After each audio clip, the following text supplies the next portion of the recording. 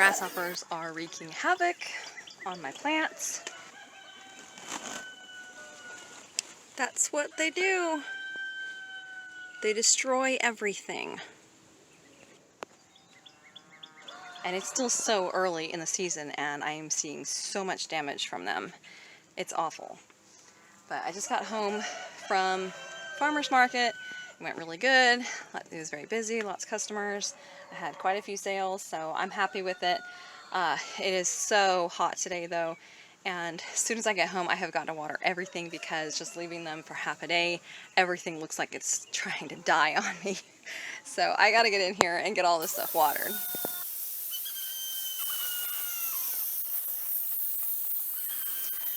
At least I don't have to water anything outside because we did get a good rain yesterday and we're supposed to get a lot of rain tonight. In fact, severe storms tonight into tomorrow. So kind of concerned about that. Hopefully they'll amount to nothing, but you just never know these days. I am finally getting around to making my pickles today. I'm just going to do 5 quarts.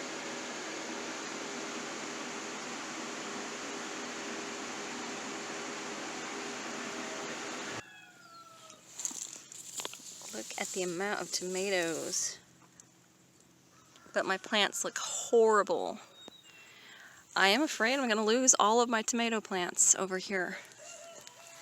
I just cannot get a handle on the aphids. I spray every other day. And still, yeah, they're covered in aphids. Let me see if I can, oh man, look at this. Can you see all those little specks? It's horrible.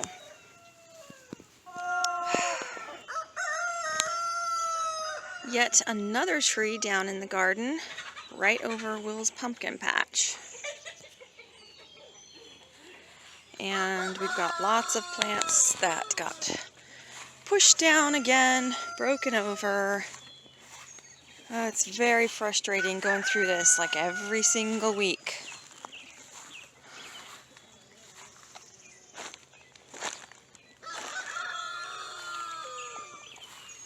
And I mean whole sections that are just laid down and broken from the horrible wind that we had. Oh, it's just disgusting. They were predicting winds up to 100 miles per hour, and they were very terrifying in their warnings, telling everyone to treat this like a tornado, and that this is a life-threatening event, and everyone should take cover now. And while we didn't actually get it that bad here, it kind of broke up before it got to our area. I know areas to the north of us and down south got some pretty bad damage, even a tornado, a couple counties away. So very relieved that it wasn't as bad as it was, but it's still so frustrating going through this over and over and over again. Today I am canning some homemade chili. This is a favorite of the entire family.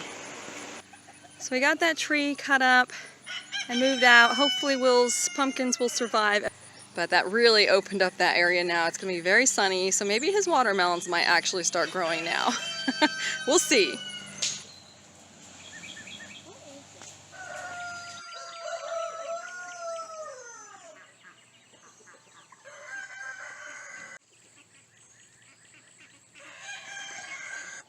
I wanted to show you how the cucumbers have worked out being on this little twine trellis in the hoop house.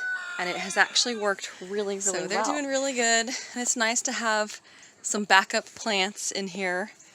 My peppers are doing amazing in the hoop house. They are up past my knee now, about mid-thigh. So just huge. So far no peppers on these, although they do have some blooms. So it won't be long and we'll have some peppers. Look at the onions, how big they're getting. I'm not sure when they'll be ready to pull, but you can see them sticking out of the ground. So they're probably pretty close. Let's take a look at the Japanese beetle trap. Nasty little things, but it's doing its job. Got a few zucchinis this morning. This one apparently got missed a few days ago.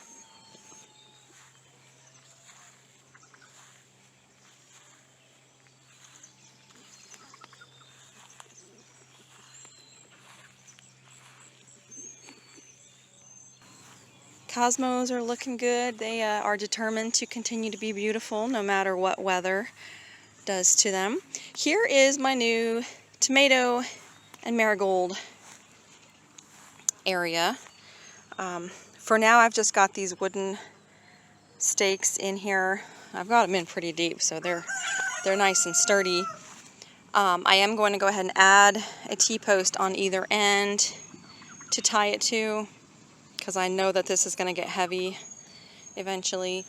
But out here I just did some of the Patty's striped beefsteak and Cherokee purple tomatoes, because I don't have these planted anywhere else, and these are all the larger beefsteak type tomatoes that we really love, and I know we could use more of these.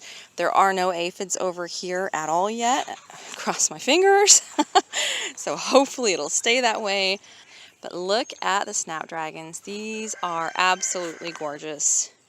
I've always loved snapdragons, never grown them before, and I just love them. So definitely we'll be doing more of these next year.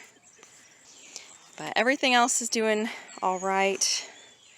You know, wind battered in some areas that have been broken over and destroyed. But what's left standing is still looking good and trying to do its best to bounce back.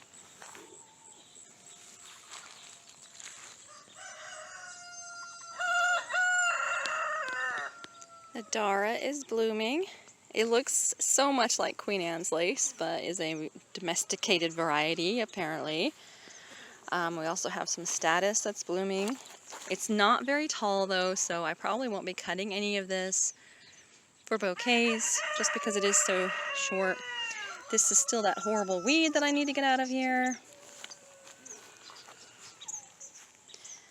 The yarrow is getting ready to bloom as well. Maggie is in with the goats and horses now. She's not happy to be away from her sheep, but she is adjusting. She's not nearly as frantic as she was the first day. I'm hoping that having her away from my ram sheep, Ragnar, that I can actually get in there and handle her, because she's getting old enough that she's going to have to be bred soon. You guys getting along? Hi, pretty girl.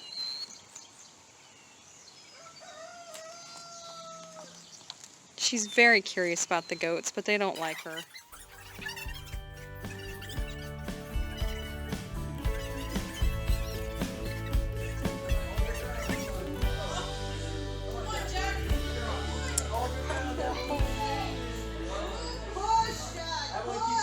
Well, that's going to be it for this video. I am running out of storage space on my phone, so I got to figure out what to do there. But thanks for watching, guys, and I'll check back with you next week.